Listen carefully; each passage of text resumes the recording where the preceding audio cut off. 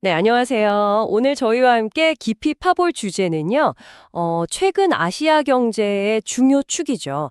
일본의 나와 한국 원화. 이게 왜 같이 약세를 보이는지 그 현상입니다. 진짜 뭐 약속이라도 한 것처럼 같이 떨어지고 있는데, 이게 그냥 우연일까요? 여러분께서 보내주신 자료들 보면서 이 복잡한 상황 한번 제대로 펼쳐보겠습니다. 숫자를 보면 이게 그냥 넘길 일은 아니다 싶으실 거예요. 엔화 같은 경우는 유로화나 스위스 프랑화에 비해서는 뭐 거의 사상 최저 수준이고요. 원화도 그렇죠. 달러당 1,410원 선도 막 위협받고 있고 최근 몇 달 새 가장 힘이 없는 모습이에요. 두 나라 경제에 동시에 좀 빨간불이 쳐진 거 아닌가 싶기도 하고요. 대체 왜 이런 일이 벌어지는 걸까요? 이 두 통화를 동시에 끌어내리는 힘? 그게 뭘까요?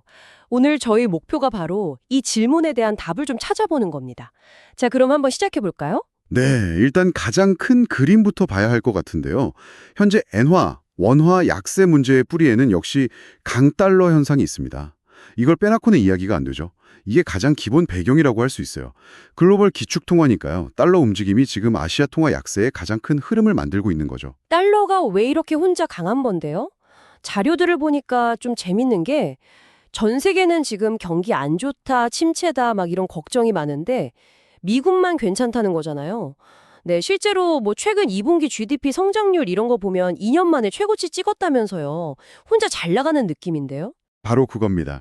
미국 경제가 이렇게 상대적으로 튼튼하니까 전 세계 투자자들 입장에서는 지금은 달러가 제일 안전하구나 이런 생각을 하게 되는 거죠. 게다가 경제가 좋으니 미국 중앙은행, 연준이죠. 페드가 금리 인하를 서두를 이유가 없잖아요. 아, 높은 금리가 더 오래 가겠구나. 이런 기대감. 이게 달러의 매력을 더 높이는 거죠. 아, 그럼 이런 거네요. 첫째, 미국 경제가 상대적으로 좋다. 둘째, 그래서 미국 금리가 높게 유지될 것 같다. 셋째, 그러니 전 세계 돈이 수익률 좋고 안전한 달러로 몰린다. 넷째, 결과적으로 달러는 비싸지고 엔화나 원화는 싸진다. 이 강달러라는 큰 파도에 그냥 둘 다 휩쓸리고 있는 거군요. 네. 그게 가장 큰 공통 배경이죠. 근데 이 공통 배경 말고 일본은 좀 더 복잡한 사정이 있는 것 같아요. 엔화 약세가 엄청 심한데 이걸 또 기회로 삼으려는 움직임도 있다고요. 그 자료에 나온 엔캐리 트레이드. 이게 핵심인 것 같은데요. 네, 맞습니다. 엔화 약세를 더 심하게 만드는 아주 중요한 요인 중 하나가 그 엔캐리 트레이드예요. 쉽게 말하면 금리가 거의 0%잖아요, 일본은. 거기서 엔화를 엄청 싸게 빌리는 거예요. 그리고 그 돈으로 금리가 훨씬 높은 미국 달러 같은 걸로 바꿔서 뭐 미국 국채나 다른 자산에 투자하는 거죠. 가만히 있어도 금리 차이만큼 돈을 버는 구조예요. 와, 빌리는 돈 이자는 거의 없는데 투자 수익은 높으니까 이거 뭐 당연히 하려고 하겠네요. 근데 그러면 엔화를 빌려서 달러로 바꿔야 하니까 엔화를 파는 수요가 계속 생기고 이게 또 엔화 가치를 떨어뜨리고 악순환이네요, 완전. 네, 바로 그 악순환입니다. 근데 문제는 이게 단순히 금리 차익만 노리는 게 아니라는 거예요. 엔화 가치가 앞으로 더 떨어질 거다 이런 기대감이 붙어요. 그럼 이제 투기적인 성격까지 띠게 되는 거죠. 자료 보니까 엔화 더 떨어질 거에 베팅하는 투기 세력 규모가 불과 몇 달 새에 거의 4배나 늘었다고 하더라고요. 4배요? 와, 이건 뭐 불난집의 부채질하는 격이네요. 전 세계 투기 자본까지 가세해서 엔저를 더 부추기는 거네요. 그렇죠. 심각한 상황이죠. 그럼 일본 중앙은행, BOJ는 뭐 그냥 보고만 있었나요? 뭐라도 하지 않았을까요? 아니요. 물론 BOJ도 가만히 있진 않았습니다. 올해 3월이었죠. 무려 17년 만에 마이너스 금리 정책을 끝냈어요. 금리도 살짝 올렸고요. 이건 굉장히 상징적인 조치였죠. 그리고 그동안 돈 풀려고 사들였던 국채, 이것도 매입 규모를 줄이기로 했고 심지어 가지고 있던 ETF나 리츠까지 팔겠다고 했어요. 이건 뭐 단순히 돈 푸는 속도 줄이는 걸 넘어서 아예 유동성을 흡수하겠다는 거니까 질적 긴축이라고 하죠. 그것까지 하겠다고 한 거예요. 와, 금리 올리고 자산 매입 줄이고 이제는 갖고 있던 것까지 판다. 할 건 다 하는 것처럼 보이는데요? 근데 왜 엔화 약세는 그대로죠? 시장은 좀 냉정하게 보는 것 같아요. BOJ가 하는 방향은 맞는데 그 속도나 규모가 너무 약하다는 거죠. 이미 너무 커져버린 엔저 흐름이나 엔캐리 트레이드 규모에 비하면 너무 조금씩 움직인다는 거예요. 아, 액션은 취했는데 임팩트가 약하다. 네.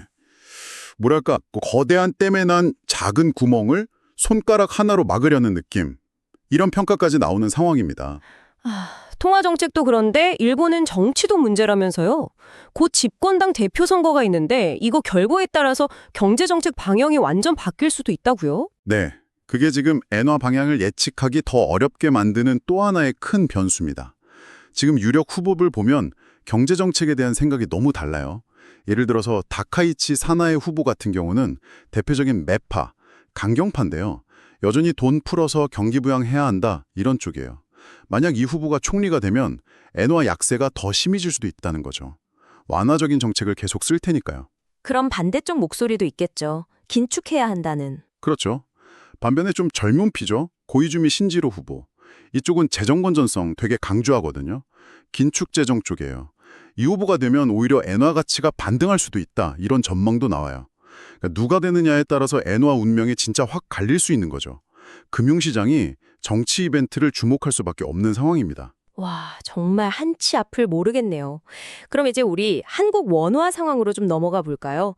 원화도 달러 대비 약세인데 일본이랑은 또 다른 이유들이 있다고요.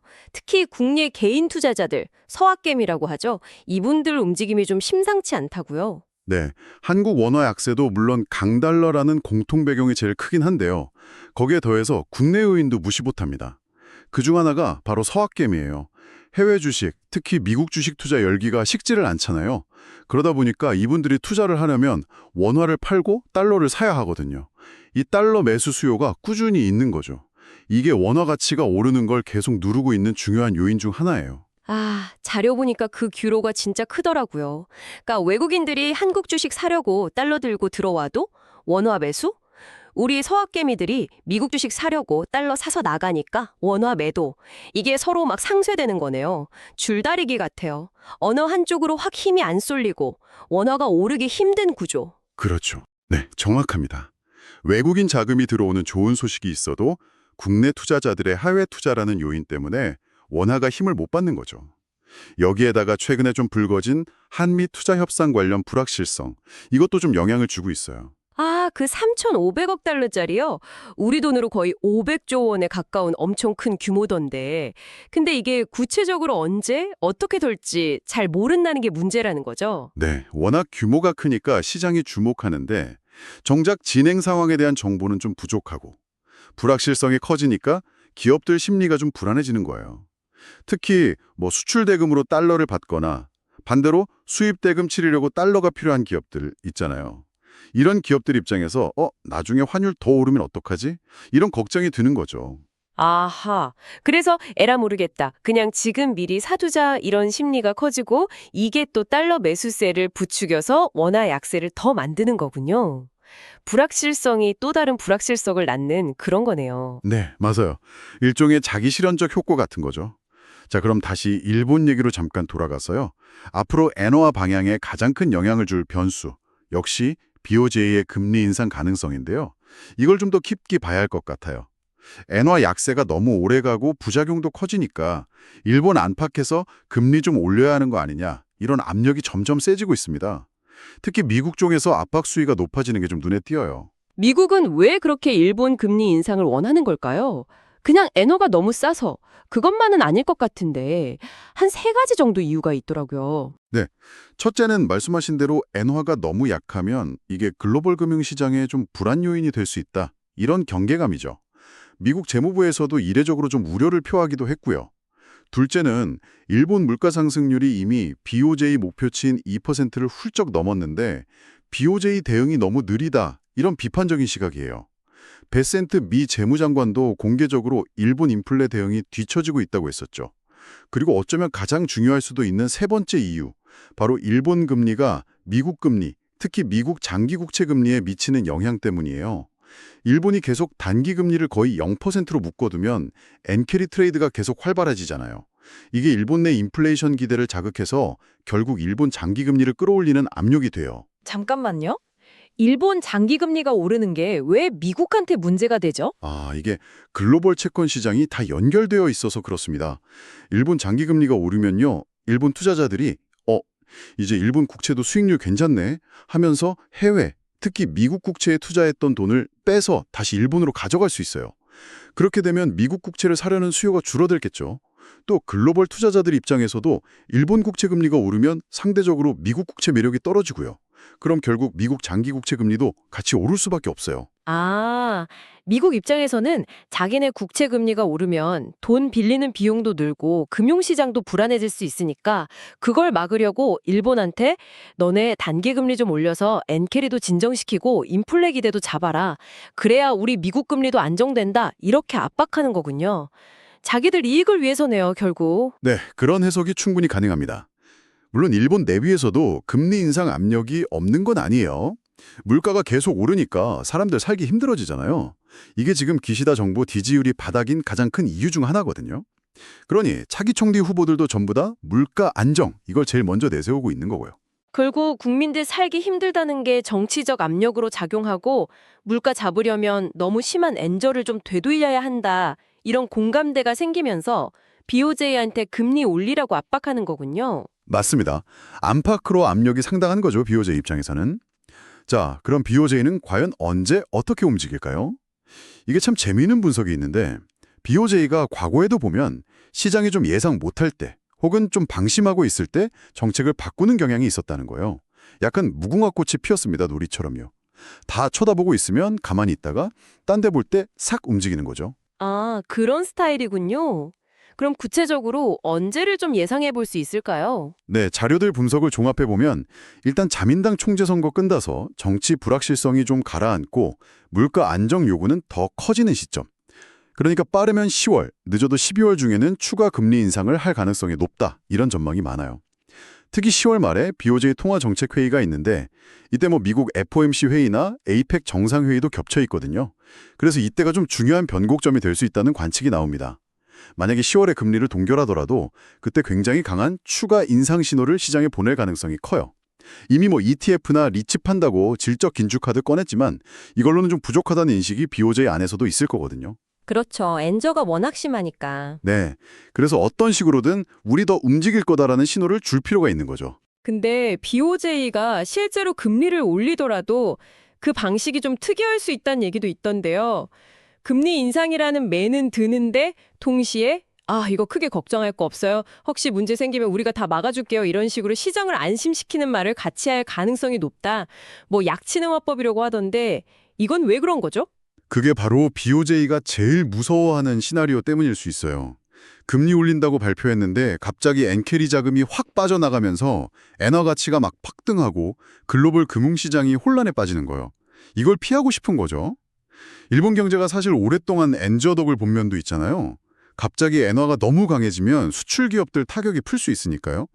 그러니까 금리는 올리긴 올리는데 그 충격은 최소화하고 엔화 가치가 좀 천천히 예측 가능하게 강세로 가도록 유도하겠다. 이런 거네요. 혼내긴 하는데 살살 때리는 그런 느낌인가요? 그렇죠. 그런 의도일 겁니다. 근데 문제는 BOJ가 아무리 조심스럽게 속도 조절을 하려고 해도 시장이 어떻게 반응할지는 모른다는 거예요.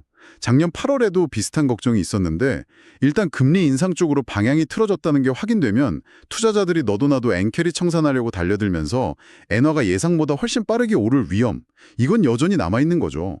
BOJ 생각과 시장 반응이 다를 수 있다는 겁니다. 자, 오늘 이야기 슬슬 마무리할 시간이네요. 정리해보면 엔화와 원화, 지금 둘 다 강달러라는 큰 파도 때문에 약세를 보이고 있는데 속을 들여다보면 각자 사정은 좀 다르다는 거네요. 일본은 그 엄청난 엔캐리 트레이드 청산 부담이랑 정치 리더십 교체라는 불확실성이 크고 우리는 또 우리대로 서학개미들 해외 투자 열기랑 그 한미 투자 협상 불확실성 이런 추가적인 짐을 지고 있는 상황이고요. 네. 여기서 우리가 좀 생각해 볼 만한 중요한 점은요. 이제 한 나라 통화 가치를 결정하는 게 단순히 그 나라 경제 상황이나 정부 정책만은 아니라는 거예요. 글로벌 자금을 어떻게 움직이는지, 투자자들 심리가 어떤지, 심지어 다른 나라 정책은 어떤지 이런 모든 게 복잡하게 얽혀서 돌아가는 거대한 시스템 안에서 통화 가치가 결정된다는 거죠.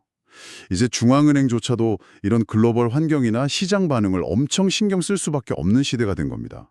결국 핵심은 연결성, 그리고 통제력의 한계, 이거네요. 모든 게 이렇게 촘촘하게 연결되어 있고 외부 요인에 의해서 우리 경제가 이렇게 크게 흔들릴 수 있는 세상에서 과연 한 나라가 자기 힘만으로 경제 방향을 얼마나 제대로 컨트롤할 수 있을까?